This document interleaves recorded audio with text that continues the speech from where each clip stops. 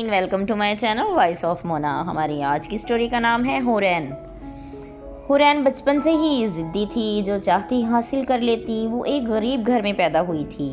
وہ ایک گاؤں کی رہائشی تھی۔ اس کی ماں اکثر بولتی کہ تم یہاں کے لیے پیدا نہیں ہوئی، تمہیں ایک دن اعلیٰ مقام ملے گا۔ ہورین پڑھ رہی تھی، وہ بہت لائق تھی، ہر طرح سے مکمل، ہر چیز میں ایکسپرٹ۔ پڑھائی کے ساتھ گھریلو کام کاج بھی سب آتے تھے۔ کالج اور یونیورسٹی میں وہ شہر ہاسٹل میں ہی رہی۔ ہورین اپنے نام کی طرح ہی حور جیسی تھی، بہت ہی خوبصورت۔ یونیورسٹی میں ایک لڑکے ابرار سے اس کی دوستی ہو گئی۔ اسے جرمنی جانا تھا تعلیم مکمل کر کے۔ ہورین سے کافی دوستی ہو چکی تھی، پھر وہ چلا گیا۔ جرمنی جا کر بھی وہ ہورین سے رابطے میں تھا۔ ہورین کورسز کر رہی تھی، پھر ابرار نے اسے کہا تم آ جاؤ باہر۔ ان کا فون پر ہی نکاح ہوا اور ہورین جرمنی چلی گئی۔ ابرار نے اسے ریسیو کیا۔ چھوٹا سا گھر تھا لیکن بہت خوبصورت۔ ہورین خوش تھی۔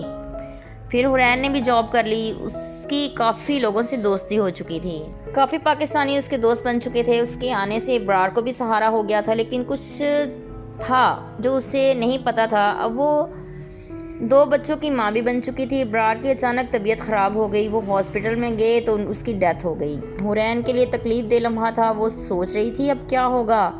پردیس میں اکیلے رہنا اس کے لیے بہت مشکل تھا۔ وہ واپس چلی گئی۔ اب بچے اس ماحول کے عادی ہو چکے تھے اور ہورین بھی، ان کا دل نہیں لگ رہا تھا۔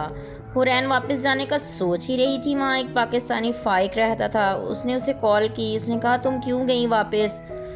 تمہیں جانا ہی نہیں چاہیے تھا۔ خیر میں کرتا ہوں کچھ، تم پریشان نہیں ہو۔ پھر اس نے ہورین کے کام اور رہائش کا بندوبست کر دیا۔ ہورین 2 سال کے بعد واپس جا رہی تھی۔ بچے بھی خوش تھے۔ واپس پہنچتے ہی وہ جاب پہ لگ گئی۔ گھر بھی اچھا تھا۔ فائق نے اس کی بہت زیادہ مدد کی۔ ہورین کافی لوگوں کو جانتی تھی۔ اسے بچوں کی وجہ سے بھی پریشانی تھی۔ ان کا ایڈمیشن ہونا تھا، بڑی مشکل سے ان کا ایڈمیشن ہوا۔ وہ اسکول جانے لگے۔ ہورین کے سر پر ذمہ داری تھی، وہ پریشان ہو جاتی لیکن کچھ نہیں کر سکتی تھی۔ اسے ساتھی کی ضرورت تھی۔ وہ اکثر فائق کو اپنی مدد کے لیے بلا لیتی۔ وہ اب اس کے گھر کا فرد بن چکا تھا۔ ہورین اکیلی جاب، گھر اور بچے سنبھال رہی تھی۔ کچھ نہ کچھ رہ ہی جاتا مگر وہ کوشش پوری کرتی۔ فائق نے اس کا ہر طرح ساتھ دیا۔ ایک دن فائق کی طبیعت خراب ہو گئی۔ وہ ہر روز ہورین کو کال کرتا تھا، اس دن اس کی کال نہیں آئی۔ ہورین انتظار کرتی رہی۔ فائق کا موبائل بھی بند تھا۔ اس کو فکر ہوئی۔ اس نے بچوں کو تیار کیا اور فائق کی طرف چل دی۔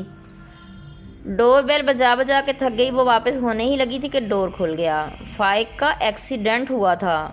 موبائل بھی شاید اس کا ڈیمیج ہو چکا تھا، جس کی وجہ سے وہ بند تھا۔ فائق کو لے کر وہ جو پریشان تھی وہ صحیح تھی۔ فائق نے بتایا کہ میں بہت تکلیف میں ہوں، درد ہے چوٹوں میں بہت زیادہ۔ ہورین نے دیکھا تو میڈیسن ویسے ہی پڑی تھی، شاید اس نے کھائی ہی نہیں تھی۔ کچھ کھایا بھی نہیں ہوگا۔ ہاں کچھ نہیں کھایا، فریج میں ہے سب کچھ، بچوں کو بنا دو کچھ اچھا سا۔ ہورین سب کے کھانے کے لیے کچھ نہ کچھ بنانے لگی۔ فائق کو بریڈ کھلا کر اسے میڈیسن دی۔ ہورین نے کہا میری طرف چلو، یہاں اکیلے کیسے رہو گے؟ اسے کافی چوٹیں لگی ہوئی تھیں۔ ہورین اسے زبردستی اپنے گھر لے گئی۔ فائق کا اس نے بہت خیال رکھا۔ اس کی چوٹیں گہری تھیں، زخموں پر ڈریسنگ بھی ہاسپٹل سے کروانی پڑتی تھی۔ دیکھ بھال سے فائق جلدی ٹھیک ہو گیا۔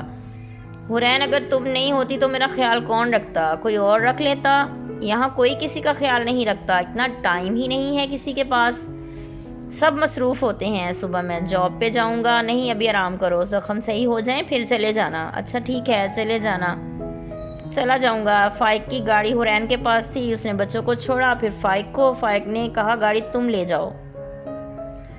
اس نے کہا ٹھیک ہے۔ ہورین بچوں کو لے کر پہلے مارکیٹ گئی۔ واپسی پر پھر اس نے کال کر کے فائق کو پوچھا طبیعت ٹھیک ہے؟ اسے شاید تھکاوٹ کی وجہ سے بخار ہو گیا تھا۔